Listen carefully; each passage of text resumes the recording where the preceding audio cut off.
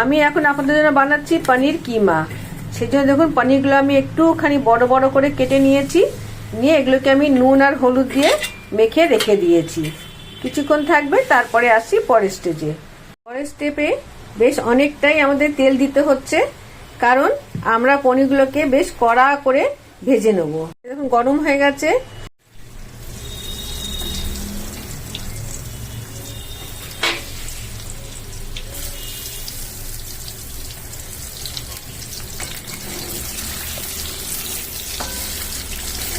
খুব সুন্দর করে শক্ত করে ভাজতে হবে, পুরো লাল করে পনিরটা আমাদের ভাজতে হবে। এই দেখুন অনেকগুলো পনির সুন্দর লাল লাল ভাজা হয়েছে, কিন্তু আরো খানিকটা ভাজতে হবে।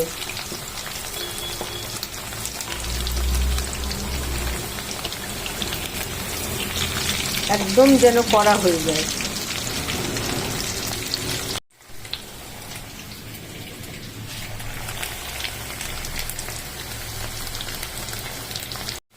এই যে যেমন এইটা লাল হয়েছে, এরকমই যেন সবগুলো হয়ে যায়। তারপরে আমি সবগুলোকে একসঙ্গে নামাবো।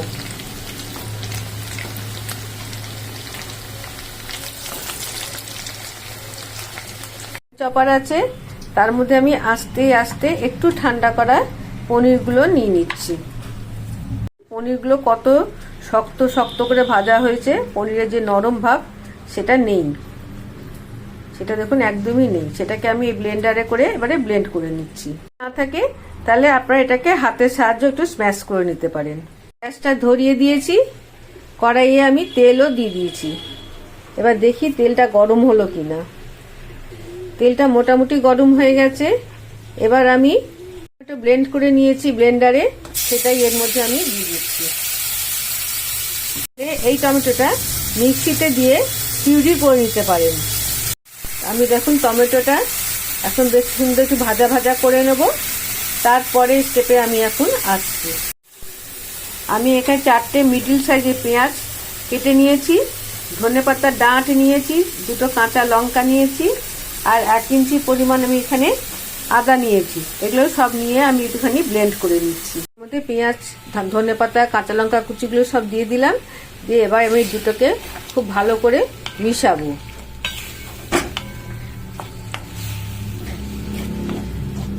দেখুন এখানটা বেশ সুন্দর একটা জল ছেড়েছে, এটাকে খুব ভালো করে এখন আমাকে ভেজাতে হবে। জল ছেড়েছে, এটাকে আমি নুন হলুদ দিয়ে খুব ভালো করে মিশিয়ে নিচ্ছি। হলুদটা দিয়ে দিলাম।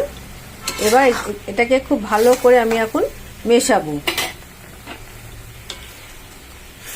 মানে খুব ভালো করে এটাকে এখন আমাকে ভাজতে হবে। দেখুন কাসুরি মির্চি দিয়ে আমি সুন্দর এটাকে নেড়ে নিচ্ছি।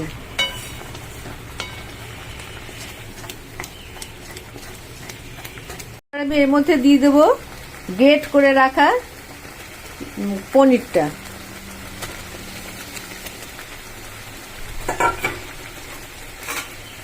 এটাই হচ্ছে পনিরের কিমা।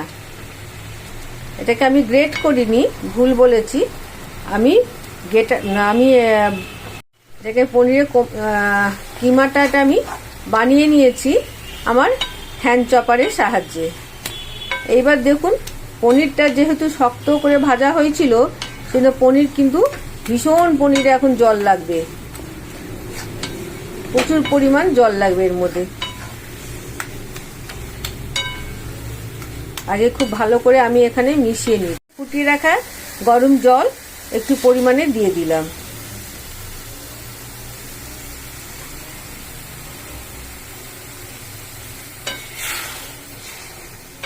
যাতে কিনা পনিরের কিমাটা এই মশলার সঙ্গে খুব ভালো করে মিশ খেয়ে যায়।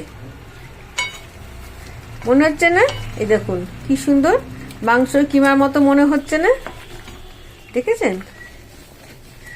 এই দেখুন পনির নিজে তেলটা ছেড়ে দিচ্ছে, বেশ ভালো লাগছে। কে বলবে এটা মাংসের কিমা নয়।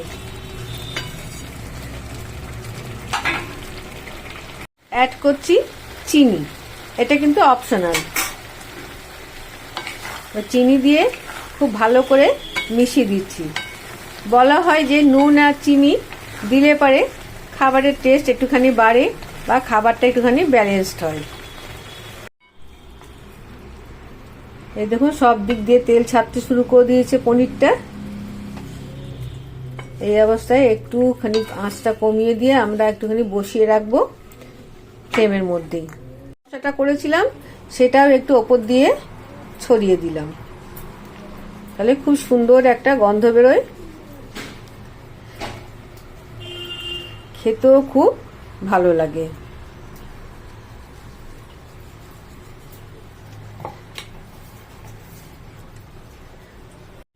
আমি ওপর দিয়ে একটু বাটার আর লঙ্কা দিয়ে গার্নিশ করে দিয়েছি, তাতে জিনিসটা দেখতে আরো সুন্দর হচ্ছে। আমি আজকে পুরো রান্নাটা আপনাদের জন্য আমার কিচেন থেকেই শুরু করলাম এবং শেষ করলাম। কেমন লাগলো আমার এই রান্নাঘর বা এই রান্নাটিকে আমাকে অবশ্যই কমেন্ট করে জানাবেন। আমি এটা বানালাম পনির কিমা, যেটা রুটি, লুচি, পরোটা দিয়ে পাউরুটি দিয়ে বেশি ভালো লাগে, মানে বড়া পাউ দিয়ে। তাছাড়া এমনি আমাদের সাধারণ ভাত পোলাও দিয়েও খেতে খুবই ভালো লাগে। আপনারা কিন্তু আমার চ্যানেলটিকে একবার লাইক করে দেবেন প্লিজ। আপনাদের একটা লাইক আমাকে মোটিভেট অনেক বেশি করে এবং আমাকে কাজ করতে আগ্রহ বা প্রেরণা দেয়। এর জন্য আমার পক্ষে সম্ভব হয়েছে এত দূর এগিয়ে আসা, তাদের সবাইকে অসংখ্য অসংখ্য ধন্যবাদ। আর যারা এখনো দেখছেন, ভাবছেন সাবস্ক্রাইব করবেন কিনা, তারা প্লিজ একটা সাবস্ক্রাইব করে নিন এবং পাশে রাখা বেল আইকনটিকে প্রেস করে দিন। আমি এরকমই আরো সুন্দর সুন্দর মজার রেসিপি যখনই আমি আপনাদের সঙ্গে আনবো, সবার আগে আপনারাই তার নোটিফিকেশন পেয়ে যাবেন এবং সেটা দেখে জানাবেন কেমন লাগছে। আর হ্যাঁ, কমেন্ট করতে ভুলবেন না, কিন্তু চলে যাবেন না কমেন্ট না করে। কমেন্ট করবেন আর সাবস্ক্রাইব করবেন, পাশে থাকবেন প্লিজ। হচ্ছে আবার আগামী একটা কোনো রেসিপির সঙ্গে। ততক্ষণ আপনারা ভালো থাকুন, সুস্থ থাকুন, টাটা।